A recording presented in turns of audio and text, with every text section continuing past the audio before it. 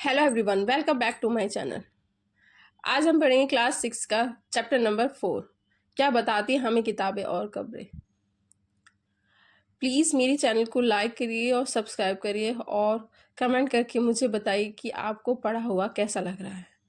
Please एक comment करने से और लाइक करने से कुछ नहीं होता, सेकंडों का काम है, पर मेरे लिए बहुत कुछ होता है, मुझे उससे मोटिवेशन मिलता है।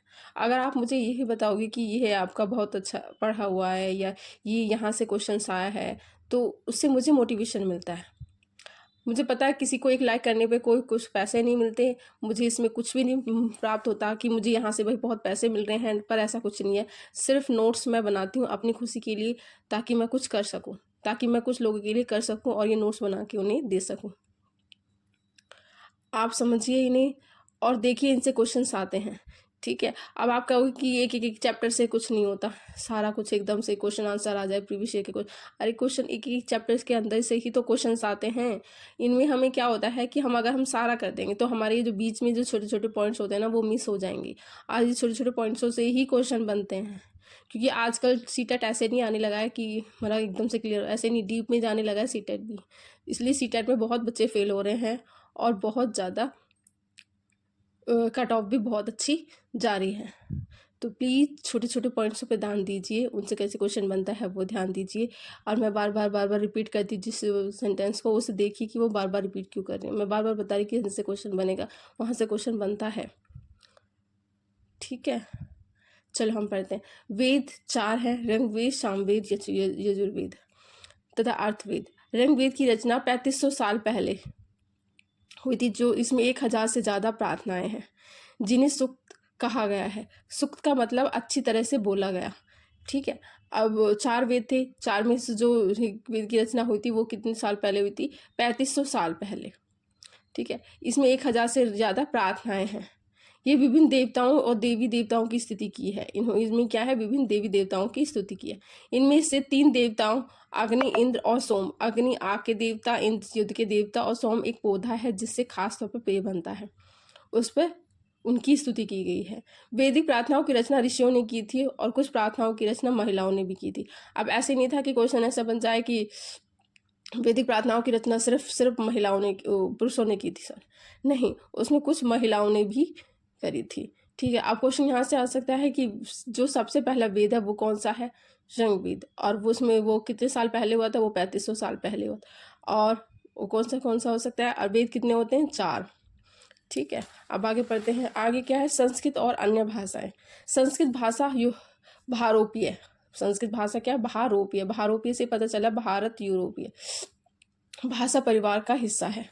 तो संस्कृत भाषा किसका हिस्सा है? भारोपीय। भारोपीय भारत यूरोपीय भाषा परिवार का हिस्सा है। हिंदी की कई भाषाएं हैं, असमिया, गुजराती। भारत की कई भाषाएं हैं, असमिया, गुजराती, हिंदी, कश्मीरी और सिंधी। ये सब क्या है? भारत की भाषाएं। और एशिया की भाषा कौन सी है? फारसी है। और यूरोप की बहुत सी भाषाएं कौन सी? अंग्रेजी हो गया, फ्रांसीसी हो गया, जर्मनी हो गया, यूनानी हो गया, इतालवी हो गया, स्पेनिश हो गया आदि। ये सब क्या है? यूरोप की भाषाएं हैं। ठीक है, आदि। इन भाषा परिवार इसलिए कहा गया है, इन्हें भाषा परिवार इसलिए कहा गया है क्योंकि इनमें से बहुत से शब्द एक से जैसे थे, इसलिए तो बोला गया। भाषा परिवार उसे क्या बोला जाता है? परिवार तो उसे बोला जाता है जहाँ एक से हों, यानी कुछ समानताएं हों।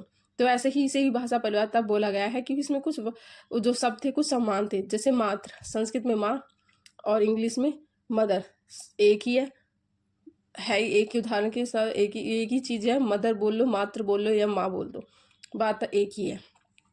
पूर्वोत्तर प्रदेशों, तिब्बत बर्मा परिवार की भाषा है। तमिल, तेलुगु, कन्नड़ और मलयालम द्रविड़ परिवार की भाषा है।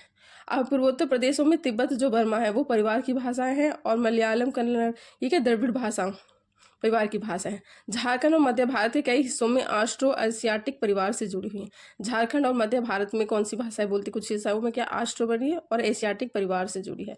ठीक है, इतिहासकार रंगवेद का अध्ययन। तो हम बता रहे कि इसमें हमने पहले क्या पढ़ा था? रंगवेद पढ़ा था। हम जिन किताबों को पढ़ते हैं और वह लिखी और छापी गई हैं, हम जो किताब पढ़ी हैं और लिखी और छापी गई है वह किसमें यही है? वह रंगवेद का उच्चारण और श्रवण किया जाता था, ना कि पढ़ा जाता था। वो जो बुकें लिखी गई थी वो किस में लिखी गई थी, वो रंग वेद में गई थी। उनको सिर्फ उच्चारण और श्रवण किया जाता था, उन्हें पढ़ा नहीं जाता था, वो पढ़ नहीं सकते थे, उनको सिर्फ उच्चारण कर सकते थे। विश्वामित्र नामक ऋषि और देवियों के रूप में पूजित दो नदियां ब्यास और सतलुज के बीच यह संवाद एक से एक ऐसे ही सूक्त का अंश है। ठीक है, आपको पता है विश्वामित्र कौन थे? एक विश्वामित्र कौन थे? विष्णु के ही अवतार एक ऋषि थे। ठीक है, और वो देवियों के रूप में पूजित, देवियों के रूप में दो नदियां पूजी जाती थी, कौन सी? व्यास और सतलुज। क्वेश्चन आ सकता है कि देवी के रूप में कौन सी दो नदियां पूजी जाती हैं? व्यास और सतलुज। ठीक है, अब क्या है? भुर्ज वृक्ष की छाल से लिखी यह पांडुलिपि कश्मीर में पाई गई थी। अब यह क्वेश्चन बस बढ़ता है कि भुर्ज वृक्ष की छाल पर लिखी पांडुलिपि कहाँ पाई गई थी? कश्मीर में पाई गई थी। ठीक, लगभग 150 वर्ष पहले रंगवेद को सबसे पहली बार छापने के लिए इसका उपयोग किया गया था। किसको छापने के लिए? पांडुलिपि को। पांडुलिपि को छापने के लिए इसका उपयोग, इसी पांडुलिपि को देखकर अंग्रेजी अनुवाद तैयार हुआ। यह पांडुलिपि पुणे महाराष्ट्र के एक पुस्तकालय में सुरक्षित है। अब क्वेश्चन यहाँ से देखो, बहुत सारे क्वेश्चन बन रहे हैं इस वाले पैराग्राफ से। वृक्ष की छाल में क्या लिखी गई थी? पांडुलिपि लिखी गई थी। यह कहाँ लिखी गई थी? कश्मीर में लिखी गई थी। और इस पांडुलिपि को देखकर ही अंग्रेजी, इसी पांडुलिपि से ही इसी पांडुलिपि का अंग्रेजी में अनुवाद हुआ था। किसका अनुवाद हुआ था? इसी पांडुलिपि का। ठीक है, और ये किस में लिखी गई थी? पहले रंगवेद को सबसे पहली बार छापने के लिए इसका उपयोग किया गया था। यह कहाँ पर है? अब जो सुरक्षित है, यह है पुणे महाराष्ट्र के एक लाइब्रेरी में, पुस्तकालय में। ठीक है, लोगों का वर्गीकरण काम, भाषा, परिवार या समुदाय, निवास स्थान या संस्कृति परंपरा के आधार पर किया जाता रहा। लोगों को अगर डिवाइड करते थे ना, लोगों को अगर जैसे बांटते थे कि उनके काम, कि वह किस काम को कर सकते हैं, वह कौन सी भाषा जानते हैं, उनका परिवार या समुदाय कैसा है, वह निवास कहाँ के रहने, सांस्कृतिक परंपरा कैसी है, उनके आधार पर उनको विभाजित किया जाता था, उनको काम दिया जाता था। जनता या पूरे समुदाय के लिए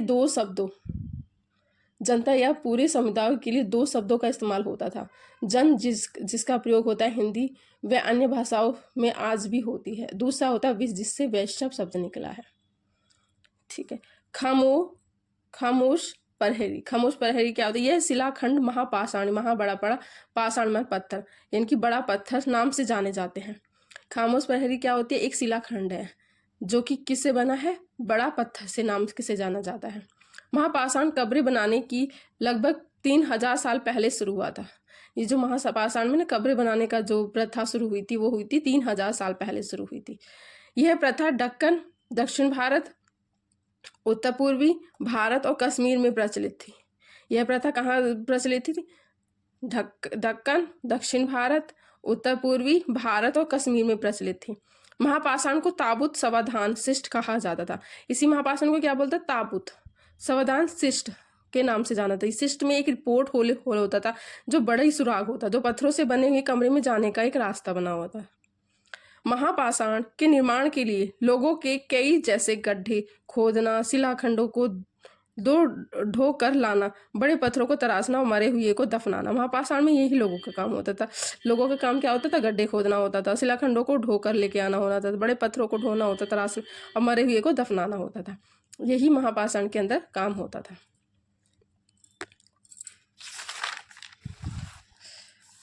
मृतकों को खास किस्म के मिट्टी के बर्तनों के साथ दफनाया जाता था। वहाँ ऐसे नहीं थी कि हो गए तो मार दिया तो फिर ठीक है जाके उसे जला दो, नहीं, उसे दफनाया जाता था। और उसे किसके साथ दफनाया जाता था? मिट्टी के बर्तनों के साथ दफनाया, जिन्हें काले लाल मिट्टी के बर्तन, ब्लैक एंड रेड वेयर के नाम से जाना जाता था। अब क्वेश्चन यहाँ से बन सकता है कि ब्लैक और रेड वेयर होता क्या है? अब ये क्या होता है? मिट्टी के बर्तन होते हैं जो कि मरे हुए बॉडी के साथ में भेजते हैं। महापाषाण कब्रों में मिले लोहे के सामान, हथियार, घोड़ों के कंकाल, पत्थर और सोने के गहने। वहाँ पर कब्रों में क्या क्या मिलते थे? लोहे के सामान, हथियार, घोड़े के कंकाल। अब महापाषाण में वहाँ कब्रों में कुछ आदमी मिले हैं, कुछ औरतें मिली हैं। अब आदमी और औरतों, बच्चे, लड़की लड़का को पहचान कैसी थी? बच्चों की तो पहचान हो जाती थी कि यह बच्चों की तो पहचान होती ही नहीं थी कि यह लड़की है लड़का, बॉडी सबकी सेम होती, छोटे बच्चों की कोई लड़का लड़की में नहीं पता चलता। पर आदमी और औरतों का पता चल जाता था, क्योंकि आदमियों के साथ क्या होता था? गहने थोड़ा कम होते थे, औरतों के साथ गहने ज़्यादा हुआ करते थे, पर आदमियों की जो रीढ़ की हड्डी होती है वो थोड़ा कम होती थी, औरतों की ज़्यादा होती थी। जो बॉम्ब होता है वो ज़्यादा होती थी, क्योंकि औरतों एक बच्चा पैदा करती है, ठीक है। तो उसी से थोड़ा बहुत पहचाना जाता था। यानी गहने तो आदमी भी पहनते थे, औरतें भी पहनती थी, उन्हें बॉडी को पहचानना मुश्किल हो जाता था, ठीक है। उनके साथ बहुत सारे कंकाल भी मिलते थे, वहाँ घोड़ों के कंकाल मिले हैं, बकरियों के कंकाल मिले हैं। जैसे इनाम गांव क्या है? इनाम गांव भीमा की सहायक नदी घोड़ के किनारे एक जगह है। तो इनाम गांव का है? सहायक नदी घोड़ के किनारे। घोड़ के किनारे क्या है? एक इनाम गांव है। यहाँ वयस्क लोगों को गड्ढे में सीधा लिटाकर दफनाया जाता था। यहाँ क्या था, जो लोग बड़े बूढ़े हो जाते थे उनको क्या होता है, सीधे के सीधे लिटा देते थे। और सीधे के सीधे कहाँ लिटाते थे? वो उनको उनके कमरों में ही लिटा देते। अब जैसे किसी की कोई मर गया हमारे परिवार में, तो हम तो बाहर ले जाते हैं उसे, नहीं, पर ये लोग क्या करते थे, ये अपने ही कमरे में ही, उन्हीं के कमरे में उसे गड्ढा खोद के वहीं सीधा का सीधा लिटा देते थे। ये लोग ऐसे करते थे। 2000 साल पहले चस्क नाम से प्रसिद्ध वेद हुए थे। 2000 साल पहले कौन थे? एक चस्क नाम से प्रसिद्ध वेद थे। चिकित्सा शास्त्र पर चरक संहिता नाम की किताब लिखी थी। इन्होंने कौन सी किताब लिखी थी? चरक संहिता, ठीक है। ये किसने लिखी थी? वेद ने। वे कहते थे कि मनुष्य के शरीर में 360 हस्तियां होती हैं, और जो शरीर की रचना विज्ञान की 206 हस्तियों की काफी ज्यादा होती है। तो वो ये कहते थे कि मनुष्य के शरीर में 360 हस्तियां होती हैं। हस्तियां क्या होती हैं? जो हमारी पैर, हाथ, कान, इन सब की टोटल मिला के, नहीं तो 206 ही होती हैं। पर ये जो 360 बताई, ये हमारे पैरों के, दोनों पैरों के, दोनों हाथों के, ऐसे मिला के जो हस्तियां बनती है वो, तो वो 360 हुई हैं, ठीक है। ये था चैप्टर नंबर 4, जो कि क्या बताया? कब्रों के बारे में, ठीक है। वेदों के बारे में बताया है इसमें। इसमें से क्वेश्चन तो ज़्यादा नहीं बनेंगे, पर जो भी क्वेश्चन बनेंगे वो बहुत इंपॉर्टेंट होंगे, और हमारे मार्क्स को एक एक नंबर से ही बहुत सारे नंबर बढ़ते हैं। प्लीज़ लाइक करना मत भूलना, मुझे बहुत मोटिवेशन मिलता है। Bye bye, take care.